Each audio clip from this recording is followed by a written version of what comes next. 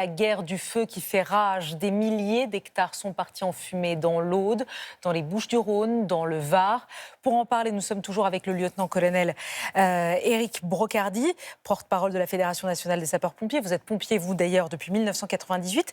D'abord, vous nous disiez tout à l'heure que vous étiez face à 30 feux un peu partout en France, que c'était vraiment une très grosse journée. Est-ce que ça annonce une saison qui est précoce et qui va être intense? Bien sûr qu'elle est précoce. Elle est intense et on le sait aujourd'hui quand on voit les comparatifs avec les chiffres de 2024. 2024, c'était près de 4000 feux sur la même période. Aujourd'hui, nous en sommes déjà à plus de 7000. C'est 5 fois plus de largage effectué par les pilotes de la sécurité civile, dont on doit encore saluer le travail et leur engagement. Donc aujourd'hui, oui, nous sommes sur une précocité. Pourquoi ? Parce que vous l'avez vu, chaleur, canicule. Le cocktail est là pour justement, à tout instant, avoir des feux qui se développent sur l'ensemble du territoire national. Donc ça va continuer demain, après-demain, avec le retour de la canicule. L'objectif, c'est que ce soit très clair, c'est que nous, les sapeurs-pompiers, nous mettons tout en œuvre, que ce soit d'un point de vue préventif, pour permettre opérationnellement d'être en phase avec ce qui risque de se produire, afin de limiter ce que l'on a vu aux images, des gens qui évacuent, des gens qui souffrent. Et forcément, aujourd'hui, nous mettons tout le paquet dans ce domaine-là. Oui. Combien d'hommes sont mobilisés? Est-ce que vous avez suffisamment les moyens? Écoutez, là, aujourd'hui, c'est près de 2000 hommes et femmes, important de le rajouter, sur le sujet des incendies feux de forêt. Et aujourd'hui, c'est 250 000 sapeurs-pompiers en France. 80%, ce sont des sapeurs-pompiers volontaires qui, eux, donnent de leur temps, en plus de leur obligation familiale, personnelle, professionnelle, pour venir apporter de l'aide et protéger les maisons, secourir et sauver.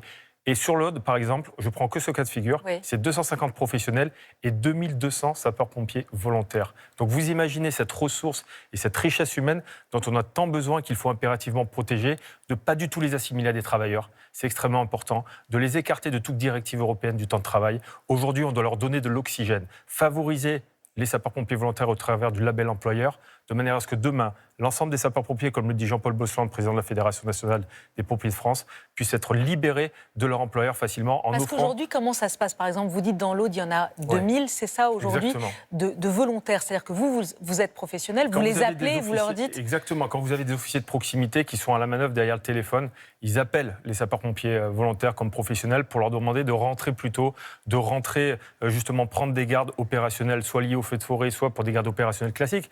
Parce que 80% de nos missions, c'est du secours d'urgence aux personnes. Et nous sommes en tuilage et en conjugaison avec une crise sanitaire dont on en ressent encore les conséquences. Plus de 40% d'activité pour le service départemental d'incendie et de secours de l'Essonne, ne serait-ce que sur 3 jours liés aux effets de canicule. Donc vous imaginez que la ressource aujourd'hui, elle n'est pas inépuisable. Le sujet aujourd'hui, c'est une politique globale d'engagement de sécurité civile au travers de l'engagement de sapeurs-pompiers volontaires et professionnels. Est-ce qu'on peut mieux anticiper les départs de feu? Et là, il y a des gens qui vont partir en vacances dans des lieux boisés, dans le sud de la France notamment. Quels conseils vous leur donnez? Aujourd'hui, 9 feux sur 10 sont dus à l'activité humaine. Donc ça veut dire que tout déplacement de personnes vers des zones touristiques, effectivement, entraîne un risque conséquent. Aujourd'hui, nous, la Fédération des pompiers de France, qu'est-ce qu'on essaie de faire? D'apporter des outils, des vrais outils, pour permettre aux concitoyens de comprendre les enjeux de protection civile, comprendre les enjeux du risque incendie.